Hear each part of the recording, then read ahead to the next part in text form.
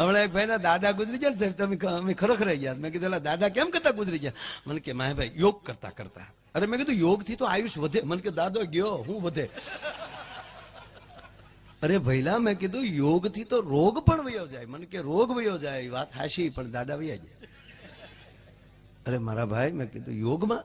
મને કે મારા દાદા માયાભાઈ રામદેવ બાબાના પરમ ભક્ત. સવારમાં 5 વાગે એટલે રામદેવ બાબા સામે ટીવીમાં બેસી જાય.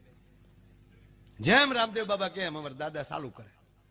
તો તેથી રામદેવ બાબાએ ચાલુ કર્યું, સભી પદ્માસન લગાય. પદ્માસન વાળવાનું કીધું ને. એક તો અમારા દાદાના કે પગ સેન્ટિંગના હરિયા જેવા, પણ કડાકા મારીને પદ્માસન લગાવી દીધું.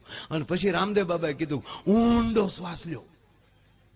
અને બાબાએ અમારા દાદાએ ઊંડો શ્વાસ લીધો અને આંખું બંધ થઈ ગઈ અને લાઈટ વહી ગઈ. લાઈટ આવી તો દાદો વહી ગયો. કારણ કે આજ્ઞા કીત હતા. બાબા કે રામદેવ બાબા કે શ્વાસ છોડો તો છોડે ને.